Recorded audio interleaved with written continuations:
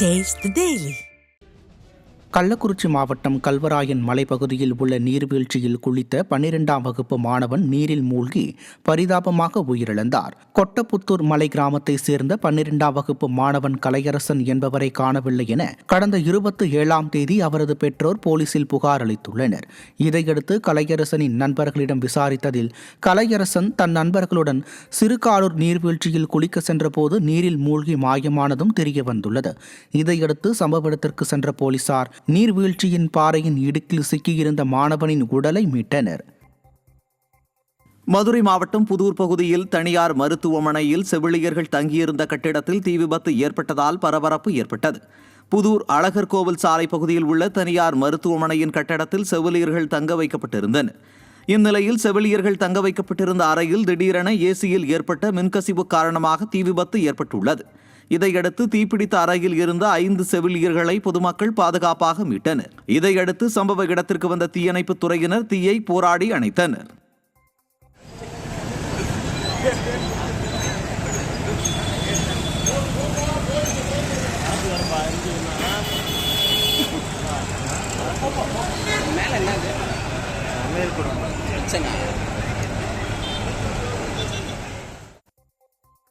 கடலூர் மாவட்டம் முதுநகர் சுத்துக்குளம் பகுதியில் கயிற்றை கழுத்தில் சுற்றி தூக்கு போடுவது போல விளையாடிய சிறுவன் கயிறு இறுக்கி பரிதாபமாக உயிரிழந்தார். சுத்துக்குளத்தை சேர்ந்த 6ஆம் வகுப்பு படித்து வரும் புவன் என்ற சிறுவனின் தாயார் சிங்கப்பூரில் வேலை பார்த்து வரும் நிலையில் சிறுவன் தனது பாட்டி சகுந்தலா வீட்டில் வளர்ந்து வருகிறார். இந்நிலையில் சிறுவன் வீட்டின் மாடியில் தூக்கு போடுவது போன்று விளையாடிய போது கழுத்தில் கயிறு இறுக்கி பரிதாபமாக உயிரிழந்தார்.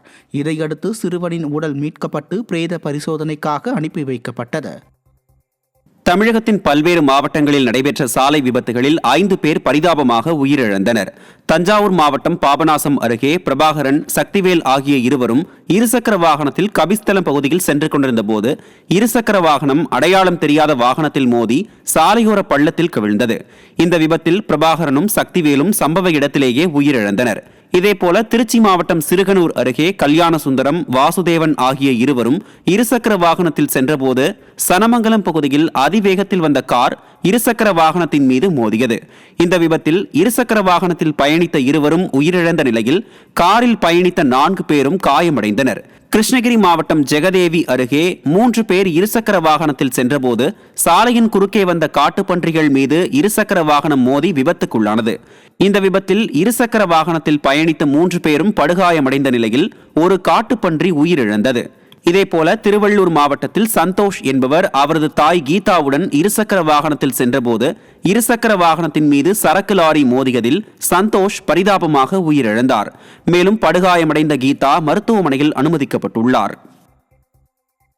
நெல்லை மாவட்டத்தில் ஸ்டாலினை வரவேற்க தீய சக்தி திமுகவினர் வைத்த கொடி கம்பங்களால் தேசிய நெடுஞ்சாலையில் வாகன ஓட்டிகள் கடும் அவதியடைந்தனர்.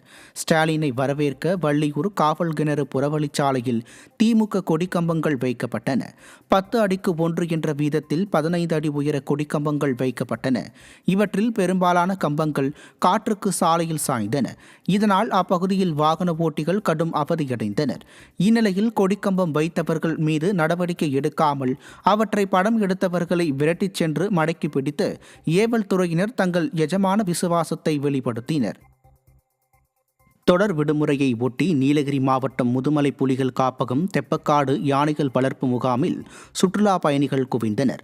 முதுமலை புலிகள் காப்பகம் பகுதியில் தெப்பக்காடு மற்றும் அபயாரணம் என 2 வளர்ப்பு யானைகள் முகாம் உள்ளது. இந்நிலையில் தொடர் விடுமுறையை ஒட்டி தெப்பக்காடு யானைகள் முகாமில் ஏராளமான சுற்றுலா பயணிகள் குவிந்தனர். மேலும் சுற்றுலா பயணிகள் யானைகளுக்கு உணவளிப்பதை கண்டு ரசித்தனர். திண்டுக்கல் பூச்சந்தையில் புத்தாண்டை ஒட்டி பூக்களின் விலை பல மடங்கு உயர்ந்துள்ளது. பேரறிஞர் அண்ணா பூவணிக வளாகத்தில் பல பகுதிகளில் இருந்து சாகுபடி செய்யப்படும் பூக்கள் விற்பனை செய்யப்படுவதோடு பல மாவட்டங்களுக்கும் கேரளா, ஆந்திரா போன்ற வெளி மாநிலங்களுக்கும் பூக்கள் ஏற்றுமதி செய்யப்பட்டு வருகிறது. இந்நிலையில் பனிப்பொழிவு காரணமாக பூக்களின் வரத்து வெகுவாக குறைந்ததால் திண்டுக்கல் சந்தையில் பூக்களின் விலை பல மடங்கு உயர்ந்து மல்லிகைப்பூ கிலோ 4200 ரூபாய்க்கும், முல்லைப்பூ கிலோ 1100 ரூபாய்க்கும், கனகாம்பரம் கிலோ 1000 ரூபாய்க்கும் விற்கப்படுகிறது.